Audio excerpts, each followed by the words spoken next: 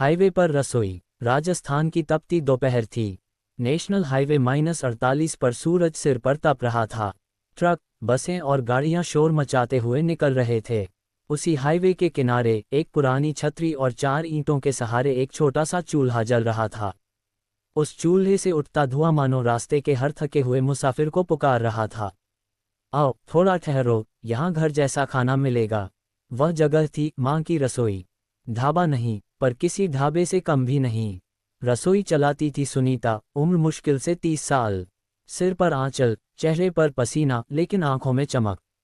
उसका बेटा चीकू, करीब 10 साल का, पास में ग्राहकों की बोतलों में ठंडा पानी भरता रहता। माँ, आज तो बहुत भीड़ है। हाँ बेटा, ट्रक वालों का लंच टाइम है। जल्दी से प्याज काट दे और वो टमाटर पीस दे।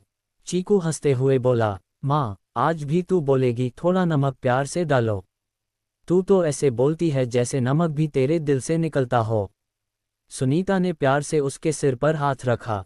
खाना अगर दिल से न बने तो सिर्फ पेट भरता है, मन नहीं। 3 साल पहले की बात है। सुनीता के पति रमेश ट्रक ड्राइवर थे। एक रात लंबा सफर तय करते हुए ट्रक का एक्सीडेंट हो गया। खबर आई और सुनीता की दुनिया उजड़ गई। पड़ोसी, रिश्तेदार, सब ने शुरू में सहानुभूति दी, लेकिन कुछ महीनों बाद सब अपने अपने जीवन में लौट गए। सुनीता के पास न डिग्री थी, न नौकरी, बस एक सपना, अपने बेटे को पढ़ाना।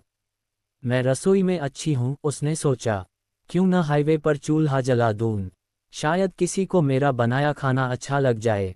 पहले दिन बस 2 ट्रक ड्राइवर आए थे।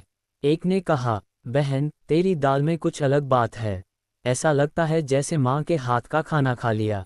उस दिन सुनीता ने ताली बजाकर कहा, बस अब यही नाम रहेगा, माँ की रसोई। हर सुबह 4 बजे उठना, पानी लाना, सब्जियां काटना, आटा गूंदना, यही उसकी दिनचर्या थी। चूल्हा भले पुराना था, लेकिन उसका धुआं हर नए दिन का इशारा करता था। धीरे धीरे ढाबे की चर्चा ट्रक वालों में फैल गई। लोग कहते, अगर इस रूट से गुजरना है तो माँ की रसोई पर जरूर रुकना। कुछ महीने बाद उसने बांस की छत बनवाई, पुरानी कुर्सियां डलवाई और बोर्ड पर लिखा, थके दिलों के लिए गरम पराठे और ठंडी छाछ। एक दिन एक सफेद कार आकर रुकी।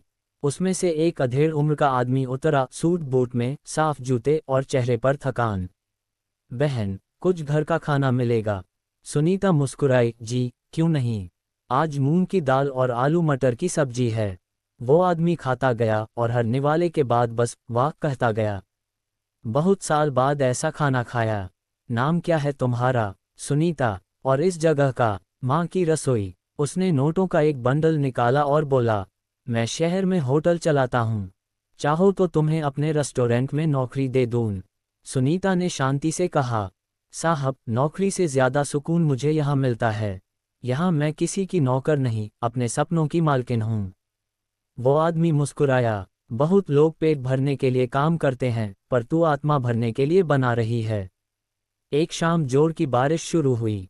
छप्पर से पानी टपकने लगा और चूल्हा बुझ गया। ग्राहक भाग गए। चीकू उदास होकर बोला, माँ, अब कल क्या होगा। सब गीला हो गया है। सुनीता ने धीरे से कहा, बारिश अगर रुकावट बनती है तो धूप हमें हिम्मत देती है। हम कल फिर आग जलाएंगे। अगले दिन उसने टूटे बांसों को बांधा, तिरपाल लगाई और फिर से चूल्हा जलाया।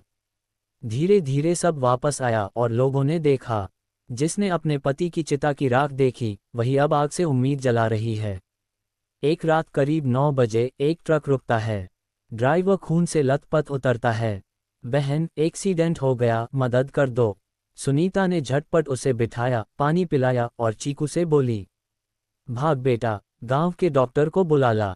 वो आदमी बोला, बहन, तूने मेरी जान बचा ली। मैं सोच रहा था सड़क पर मर जाऊंगा। सुनीता ने मुस्कुराते हुए कहा, ये रसोई सिर्फ खाने के लिए नहीं, जीने की वजह देने के लिए भी है। उस दिन के बाद हर गुजरते ट्रक ड्राइवर माँ की रसोई को हाथ जोड़कर सलाम करता। 1 साल बीत गया। सुनीता अब दिन में 100 लोगों का खाना बनाती थी। उसने 3 और औरतों को काम पर रखा, राधा, मंजू और सीता, जो अपने घरों की परेशानियों से लड़ रही थीं। सुनीता बोली, हम सब मिलकर काम करेंगे। ये रसोई अब सिर्फ मेरी नहीं, हमारी है। धीरे धीरे उन्होंने एक छोटा बैंक खाता खुलवाया और बोर्ड बदला। मां की रसोई महिला सहकारी समूह। अब वो सिर्फ खाना नहीं बेचती थीं, वो आत्मनिर्भरता परोस रही थीं। एक दिन एक न्यूज़ चैनल की गाड़ी आकर रुकी। रिपोर्टर ने कैमरा ऑन किया। दोस्तों, आज हम हैं राजस्थान के इस हाईवे पर जहां एक महिला ने अपनी रसोई से महिलाओं की जिंदगी बदल दी है। सुनीता हंस पड़ी। अरे बेटा, हम तो बस खाना बनाते हैं। रिपोर्टर ने कहा, लेकिन दीदी, आप तो उम्मीद बनाती हैं। उस दिन की रिपोर्ट वायरल हो गई। लोग दूर दूर से आने लगे, कॉलेज के बच्चे, परिवार, ट्रैवलर। सब कहते, चलो उस हाईवे वाली मां की रसोई चलते हैं। चीकू अब 12वीं में था। रात में जब ग्राहक चले जाते, वो किताबें खोलकर पढ़ता। सुनीता पास बैठती और कहती, बेटा, तू पढ़ लिख कर बड़ा आदमी बनेगा।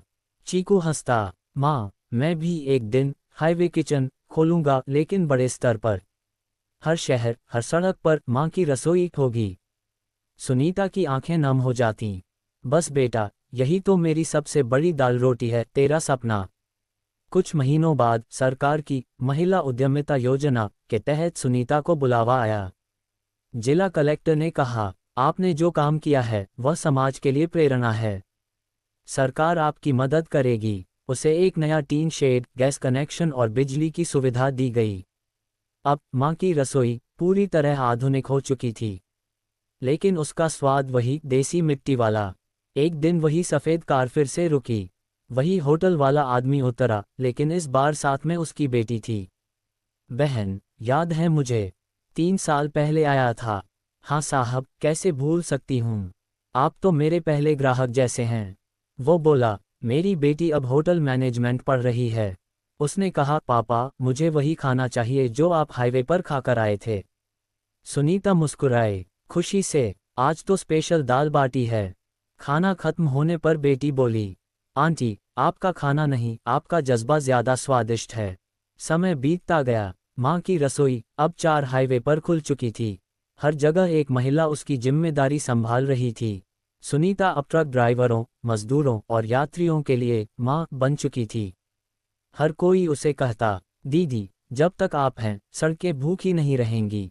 एक दिन उसने चूल्हे के पास बैठकर कहा, रमेश, देखो, तुम्हारी सुनीता अब रो नहीं रही, मुस्कुरा रही है। तुम्हारे बिना जीना सीखा, पर तुम्हारी याद से जीतना भी सीखा। कई सालों बाद सुनीता की उम्र 55 के करीब थी। अब चीकू शहर में अपना रेस्टोरेंट चला रहा था, मां की रसोई अबन स्टाइल। वो महीने में एक बार हाईवे पर आता, मां के हाथ की रोटियां खाता और कहता, मां, तुम्हारे जैसे कुकिंग स्कूल खोलना है, जहां लोग सिर्फ रेसिपी नहीं, इंसानियत सीखें। एक दिन सुनीता ने आखिरी बार चूल्हे में आग लगाए। धीरे से बोली, अब ये रसोई मेरे बच्चों की है। मैं तो बस इसके धुएं में घुल गई हूँ। आज भी जब आप राजस्थान से गुजरते हैं, तो एक जगह लिखा मिलता है, माँ की रसोई, जहाँ प्यार से रोटी सेंकी जाती है। अंदर तस्वीर लगी है सुनीता और चीकू की। कोने में वही पुराना चूल्हा जो अब शोकेस में रखा है। ग्राहक आज भी कहते हैं, खाना बढ़िया है, पर उस माँ की आत्मा अब भी यहाँ महकती है।